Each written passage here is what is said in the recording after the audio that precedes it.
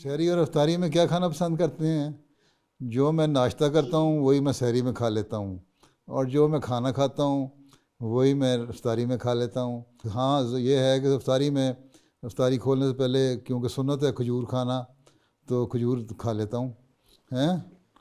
تو باقی تم لوگوں کی طرح نہ پکوڑے کھاتا ہوں، نہ سموسے کھاتا ہوں، نہ چاٹیں بناتا ہوں، نہ فضول قسم کی چیزیں بنا کے اتنا کھا لیتا ہوں رات کو افطاری کے بعد مصیبت ہی پڑی رہے، صبح اٹھنا مشکل ہو جائے روزے کے لیے، اور تو روٹین اپنی روٹین وہی رکھو تبھی مزہ ہے سحری کا۔ ہم نے تو ایک بنا لیا ہوا ہے اس کو، ایک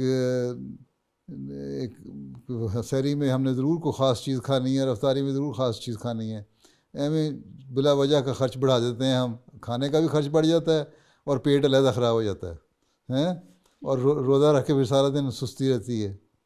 روزے کا مزہ تو تب ہے کہ جو روٹین کا تمہارا کھانا ہے وہی کھاؤ اور وہی اسی سے روزہ رکھو اور اسی سے روزہ کھولو، ٹھیک ہے؟ جی اور جزاک اور اللہ۔ جو اور جو اور جو تمہارے لیوش قسم کی افطاریاں میں جو پیسے بچ جاتے ہیں نا وہ کسی چیریٹی میں دے دو۔ اے شخص تو جان